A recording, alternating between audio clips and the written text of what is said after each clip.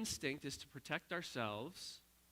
We protect ourselves by remembering the things that hurt us in the past and not going back there again, right? It's like the caveman who's running along and he falls off a cliff.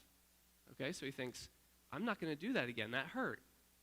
So when things happen to us in our lives that hurt us, then we want to remember those things so that they don't happen to us again. So I don't think that letting go of stuff is actually a natural response for humans.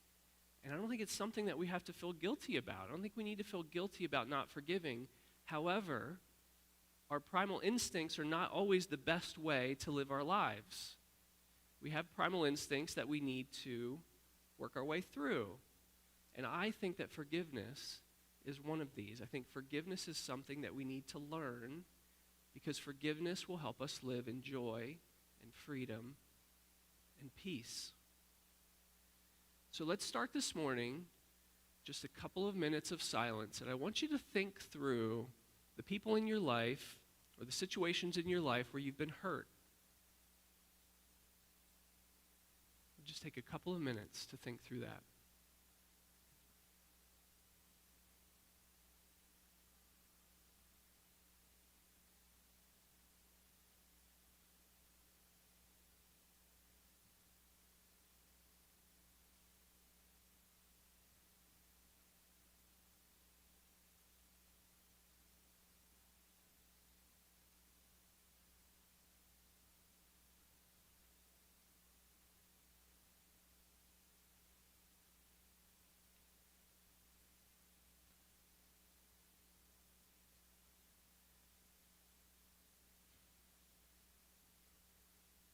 Our time of silence is not up yet, but I'm going to interrupt this message because I'm sure your minds are probably like, what am I going to have for lunch?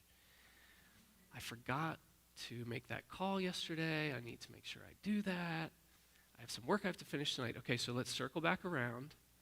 And if you do find your mind is wandering, maybe ask yourself the question, God, who would you like me to consider forgiving?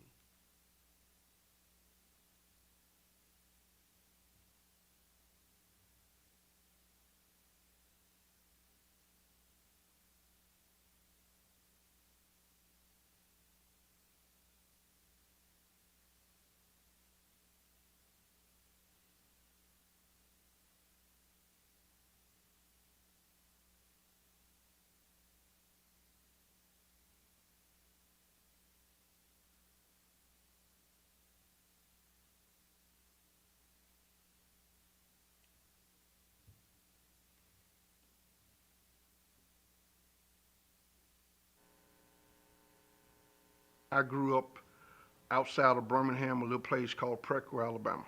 In 1985, July, and I woke up that morning and didn't have a care in the world. And I goes outside. I just happened to look up, and there stood two white gentlemen that I never seen before. And they said, "We have a warrant for your arrest." And I said, "For what?" And one of them replied, "We'll tell you that later, but right now we want you to put your hands behind your back." I showed my mother the handcuff, and like any good mother, she began to scream and holler, "What are those handcuffs doing on my baby?" And on our way to the county jail, I asked the detective, "Why am I being arrested?" I must have asked the detective at least 50 times, "Why am I being arrested?" And finally, on the 51st time, he said, "We're going to charge you with first-degree robbery, first-degree kidnap, first-degree attempted murder." I said, "But I haven't done any of that. You got the wrong person." He said, "Let me tell you something right now. I don't care whether you did it or didn't do it." He said, "But I'm going to make sure you found guilty of it." I said, "For a crime I didn't commit?" He said, "You must have a hearing problem. Didn't I tell you I don't care whether you did it or didn't do it?" He said, "There's 5 things that are going to convict you." He said, "Number 1, you're black. Number 2, a white man is going to say you shot him. Whether you shot him or not, I do not care." He said, "Number 3, you're going to have a white prosecutor. Number 4, you're going to have a white judge. And number 5, you're going to have an all-white jury." And he said, "Do you know what that spells?" And he repeated the word, conviction, conviction, conviction, conviction, conviction.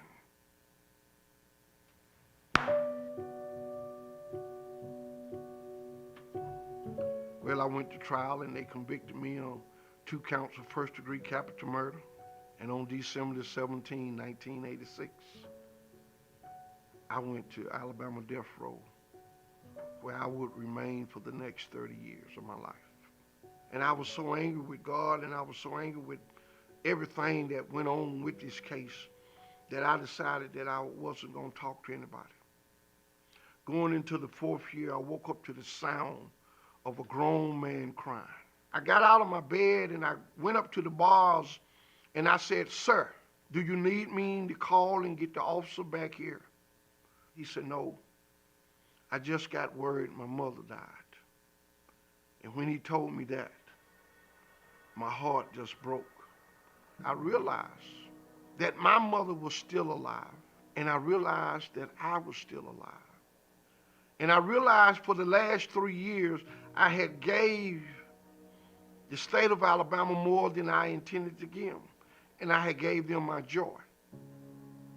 The day that I shook Brian Stevenson's hand, I knew that God had sent me his best lawyer. I said, "Mr. Stevenson, if no two guns is alike, I know that the state of Alabama is telling a lie." I said, "Mr. Stevenson, I need you to hire a ballistic expert. I need you to hire a white man."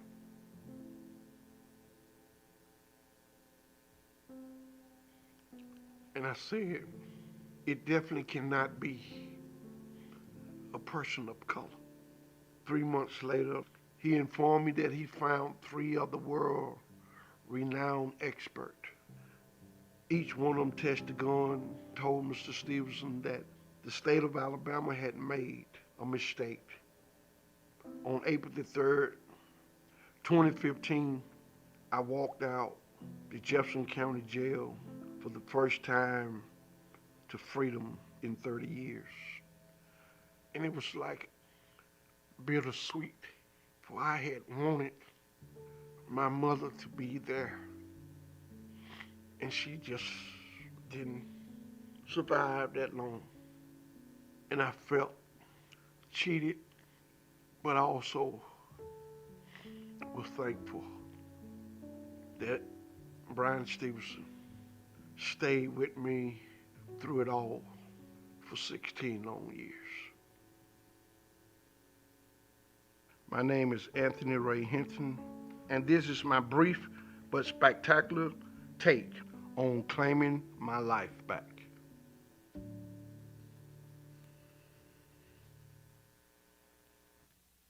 If you do not know the story of Anthony Ray Hinton, I strongly recommend you check out his book, The Sun Does Shine. It is an amazing story for many different reasons.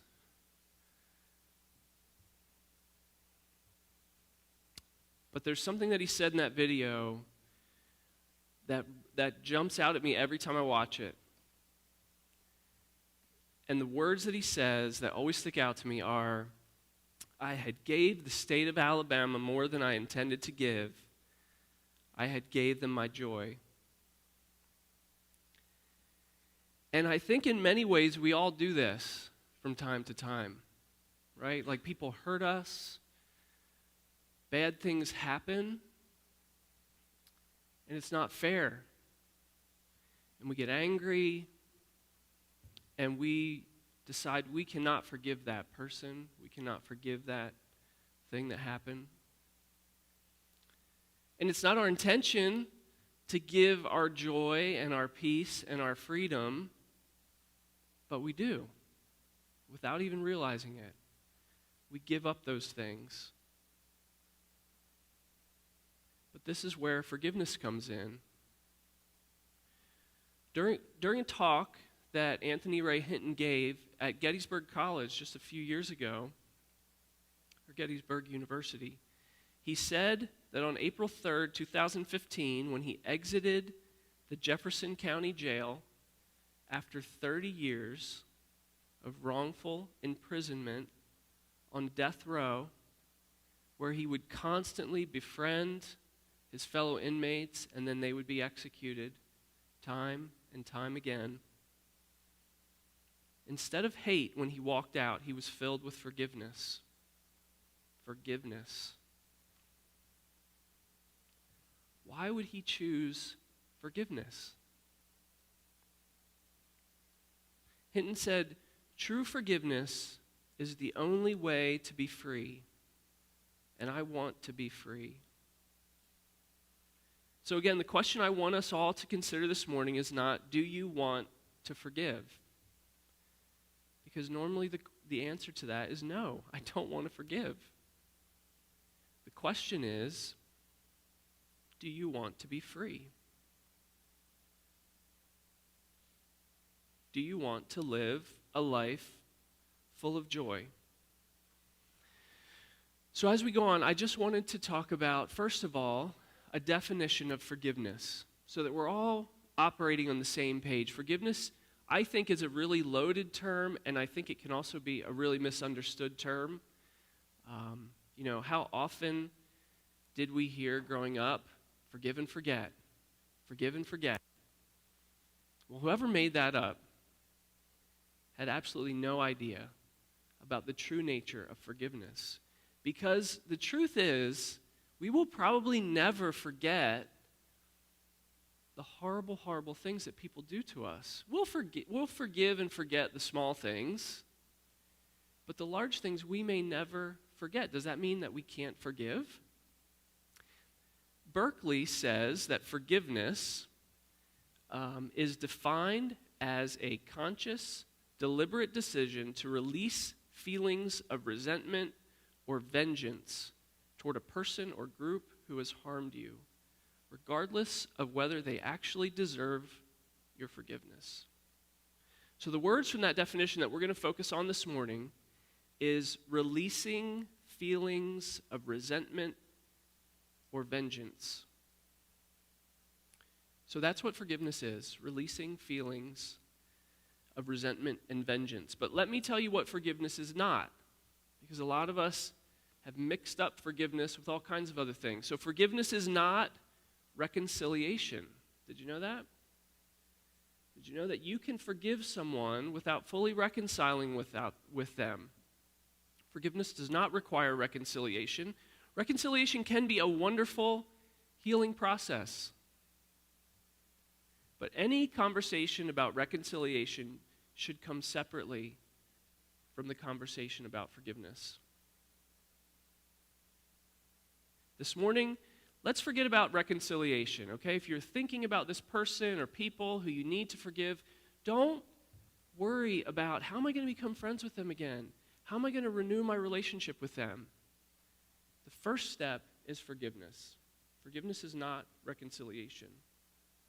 Forgiveness does not mean freeing someone from the consequences of their actions.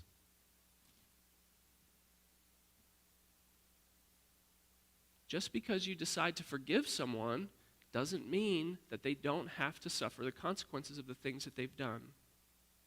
Forgiveness doesn't mean forgetting, as we said earlier. Finally, forgiveness does not mean that you immediately and fully trust this person. If someone has hurt you and you still don't trust them completely, that doesn't mean that you haven't forgiven them. Okay, forgiveness is letting go of the resentment or desire of vengeance. And you can do that and still not be completely trusting. If a business partner cheats on you, you do not have to go back into business with them in order to forgive them. That's not part of the process. So we have our definition of forgiveness. We know that forgiveness is the conscious, deliberate decision to release feelings of resentment or vengeance. Does knowing that definition make it easier for you to consider forgiveness?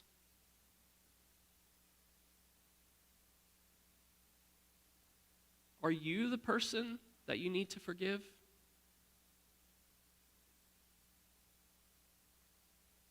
One of my favorite stories in the Bible is the story of Joseph. How many of you are familiar with the story of Joseph? The coat of many colors is usually how he's identified. Joseph was one of 13 children with 10 older brothers, 1 older sister, and 1 little brother. Joseph was the ultimate little brother. Now, I'm not trying to offend any of you here who are little brothers. Do we have any little brothers here today? Okay, so I have to take it easy. There are a couple of little brothers here. We have 2 little brothers in our family. I have 3 boys, but my son Cade's the oldest, so there are 2 little brothers. I didn't grow up with a younger brother, but younger brothers tend to be fun, right? Kind of wild, a little rambunctious. And little brothers can be a little bit. Well, let's talk about Joseph, and then we'll see if he matches what you expect of a little brother. So the very first story that we get about Joseph is in Genesis 37. If you have a chance this week, I highly recommend you crack open your Bible, blow the dust off, start at Genesis 37, and just read for about 5 or 6 chapters. This is such an incredible story.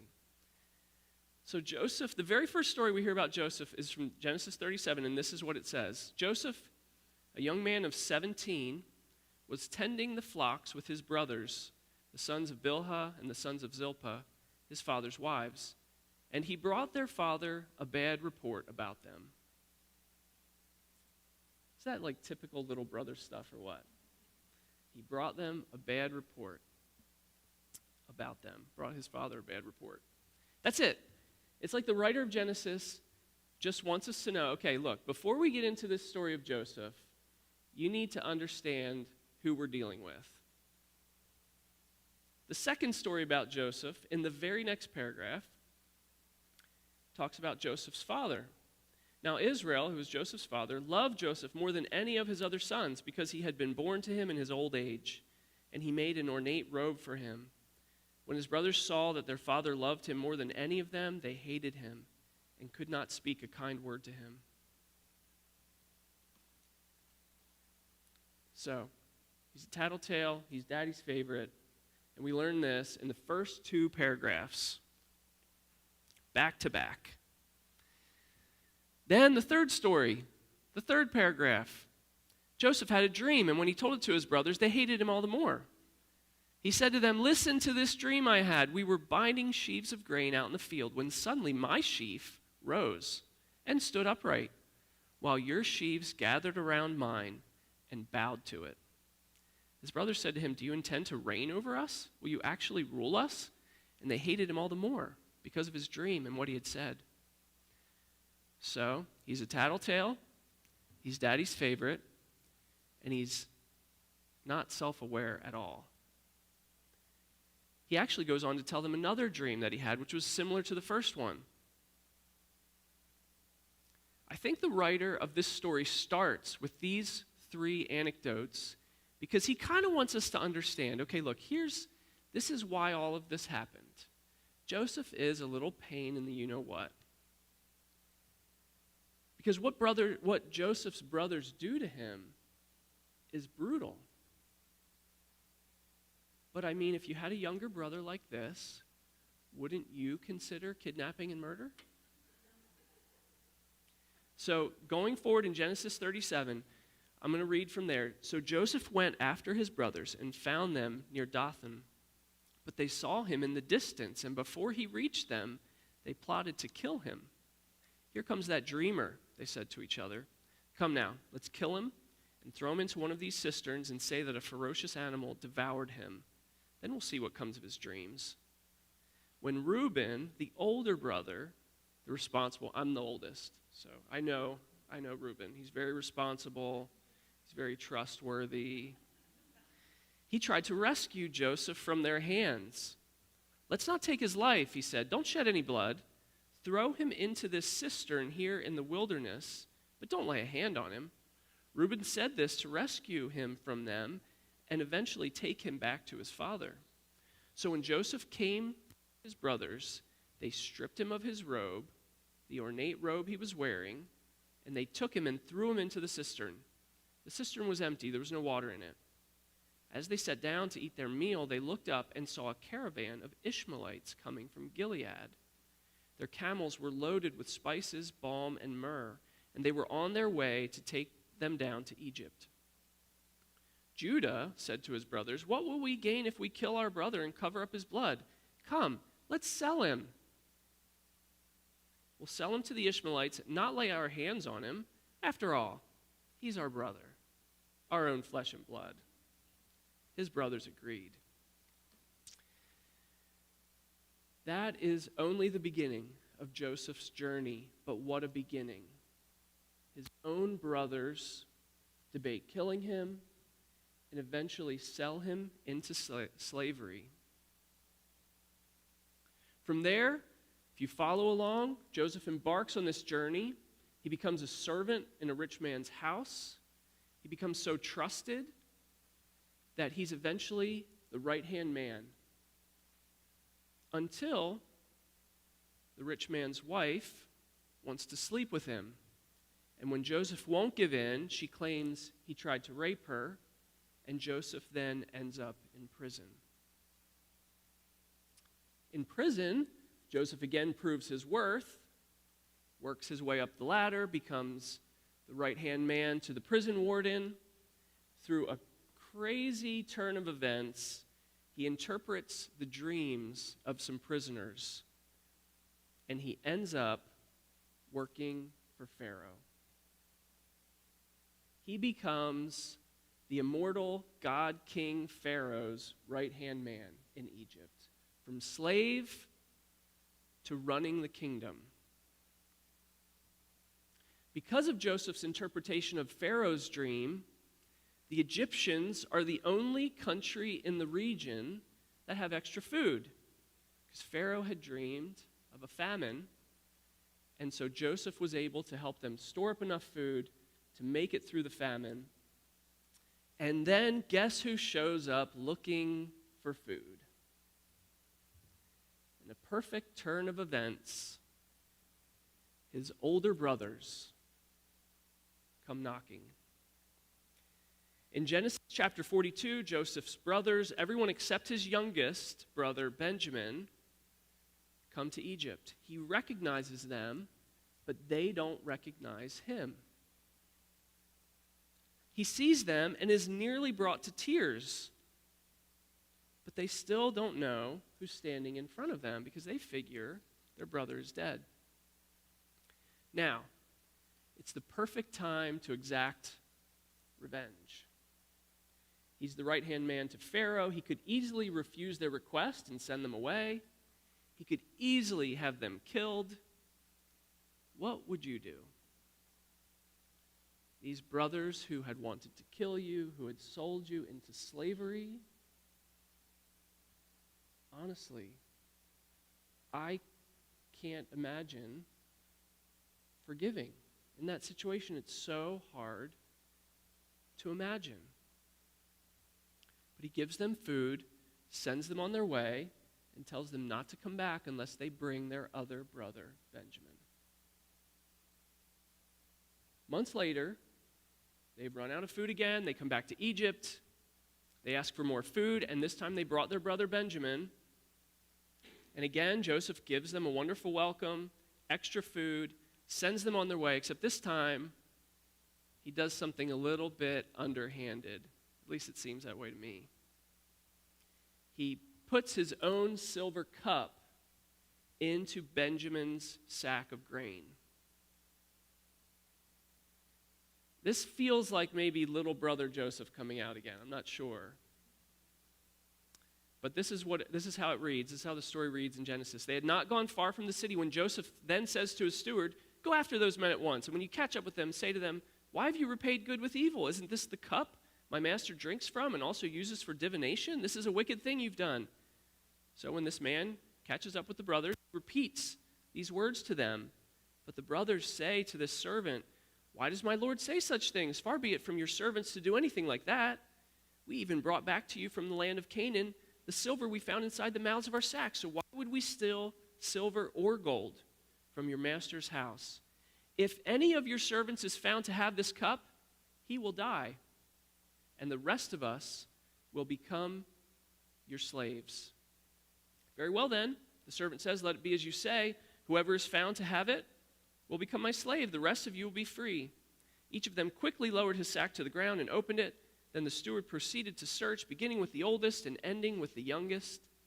And the silver cup was found in Benjamin's sack. At this, they tore their clothes. Then they all loaded their donkeys and returned to Joseph. Why was Joseph messing with his brothers like this? I mean, this is such an interesting question. But I kind of have this feeling that he was interested in knowing if they had changed at all.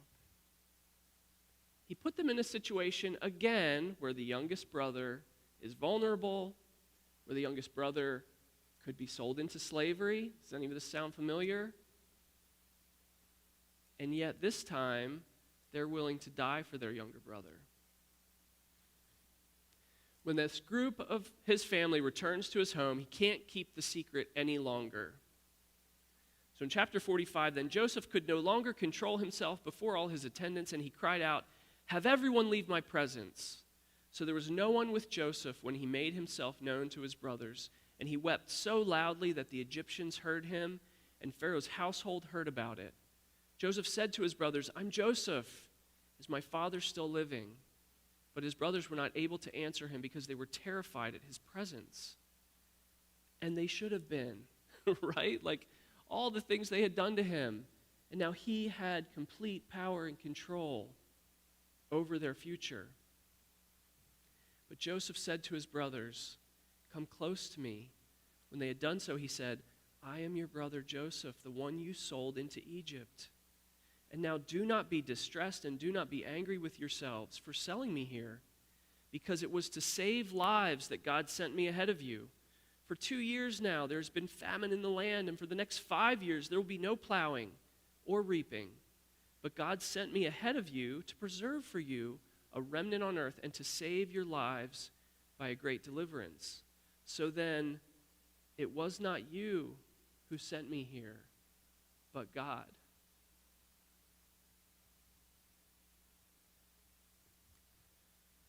And I wonder if it's possible for us to have this kind of perspective.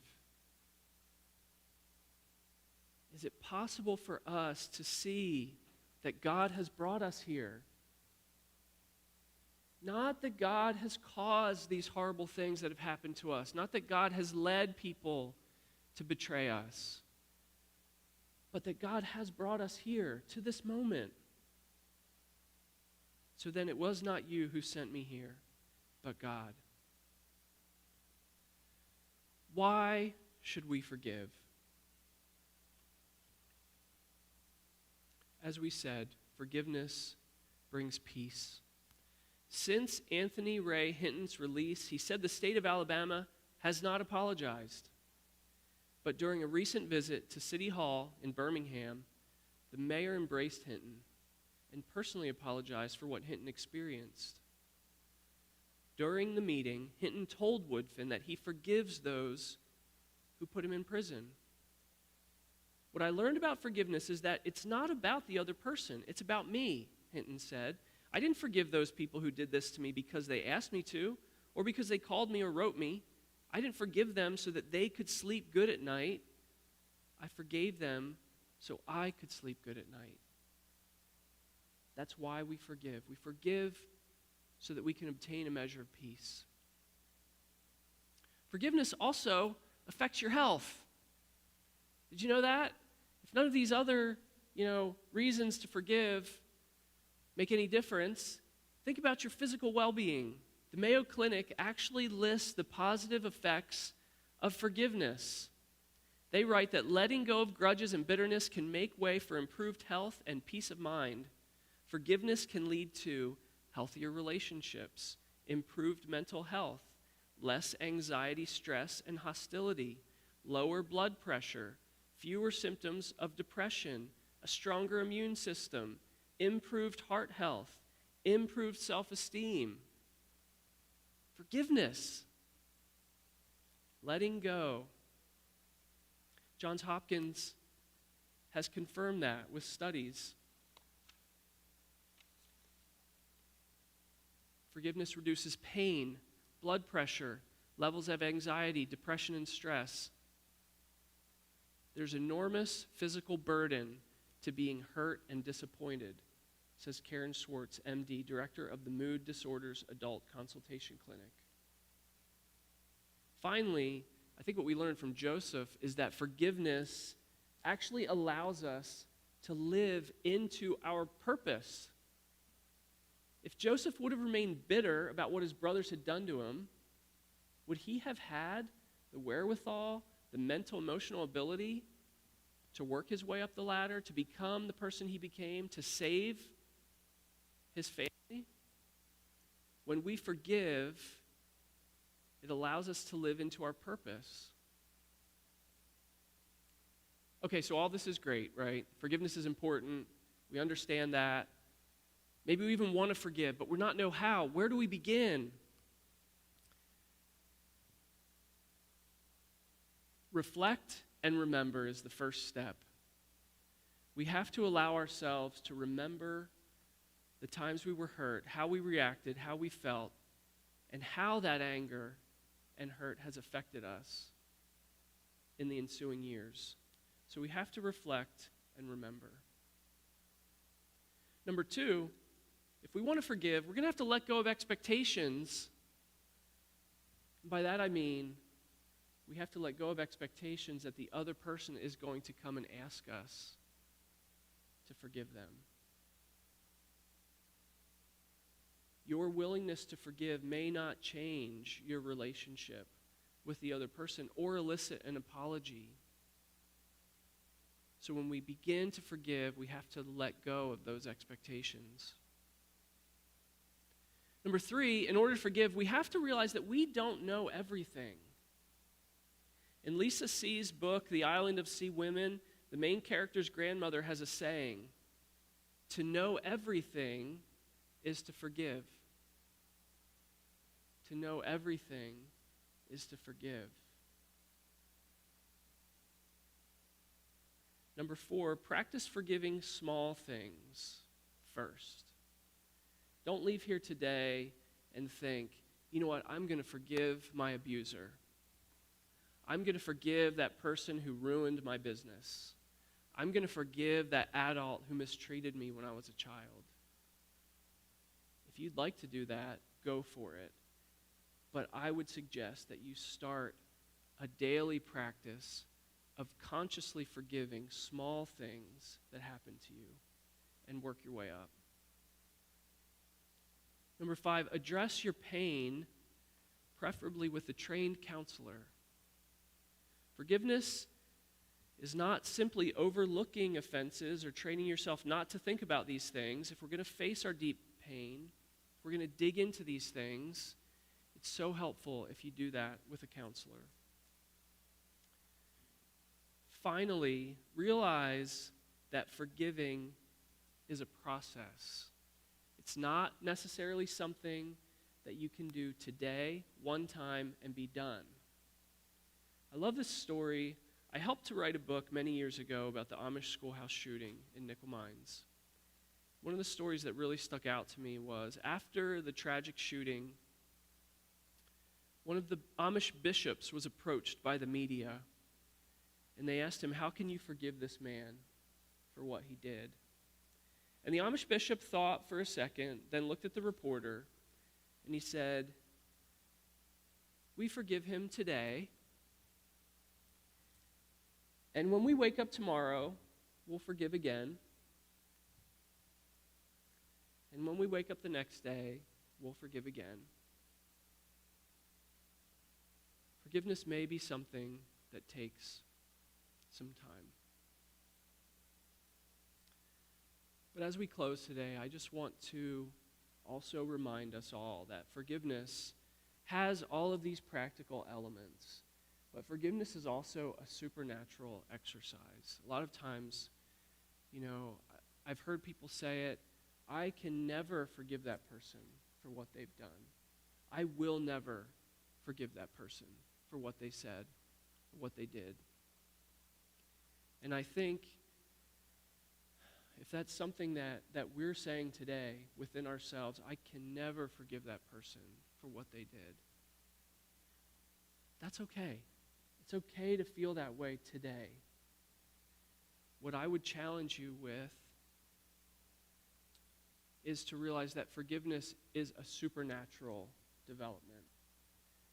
And so don't think that it's something you have to feel or something that you can maybe summon on your own. So I want to end today asking you once again to close your eyes as we think about forgiveness. And we're going to work our way down through a list of things to say. And if I say something and, I want you to repeat it either in your mind or whisper it quietly. But if we get to something and I say it and you just simply can't go there yet, that's okay. Just stop at that point and realize that that's where you're at in the process of forgiveness. So the first thing is, take a deep breath and just say to yourself, God, I want to be free.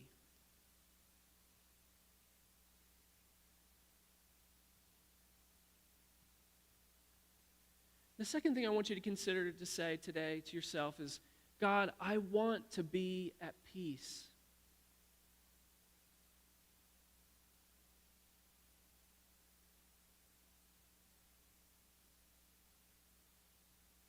The next step, God, give me the desire to forgive. Give me the desire to forgive. You're not forgiving yet. Maybe you're not at that point. Just ask God to give you the desire. And for those of you who are at that point now, you can say, God, I want to forgive. I really do. God, I want to forgive. And then finally, if you've reached that point this morning and you're ready to take that step, you can say to yourself, God, I forgive.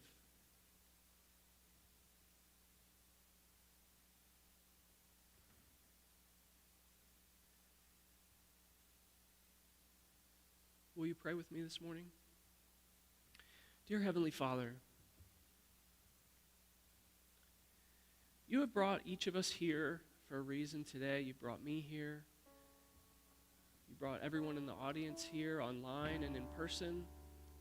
And I do believe that you want us to forgive, not out of a sense of guilt or out of a sense of obligation, but I really believe you want us to forgive so that we can be free, so that we can live joyful lives, free lives, where we're not held down by things that have happened to us yesterday, 10 years ago, 20 years ago, 50 years ago.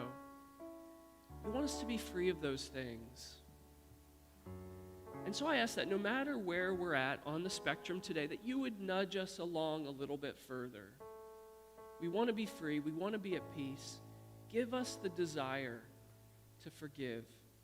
Help us, maybe if we've been saying for a long time, I can never forgive that person for what they did. Maybe you could start to change that, change the way that we say that. Just start to change our hearts a little bit this morning. If Anthony Ray Hinton could spend 30 years in prison, wrongfully convicted on death row, then surely I can start the process of forgiveness. Surely I can move towards freedom and peace. And we want to do that this morning. We want to do that with your help. In Jesus' name.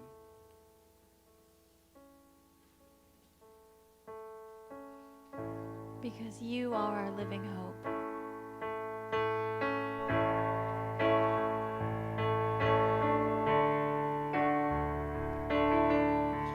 Stand with us as we finish our closing song. How great the chasm that lay between us, how high the mountain I could not climb. In desperation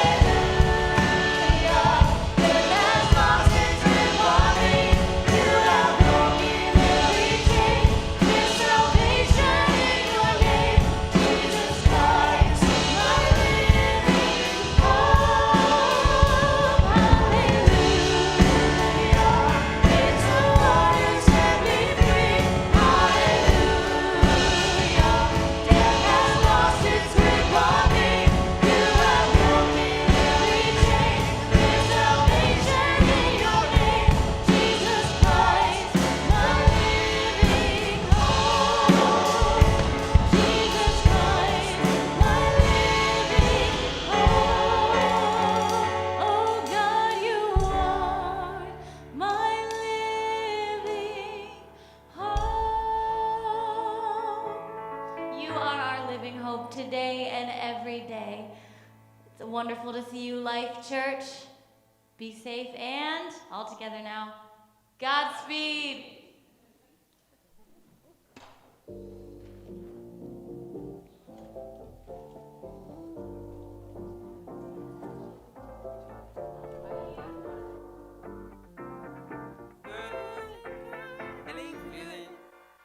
Hey, feeling good, like I should. When in dark, walk around the neighborhood. Feeling blessed, never stressed. Got that sunshine on my Sunday best. Yeah, hey, every day can be a better day despite the challenge. All you gotta do is leave it better than you found it. It's gonna get difficult to stand, but hold your balance. I just say whatever, cause there is no way you're around it. 'Cause everyone falls down sometime, but you just gotta know it'll all be fine. It's okay.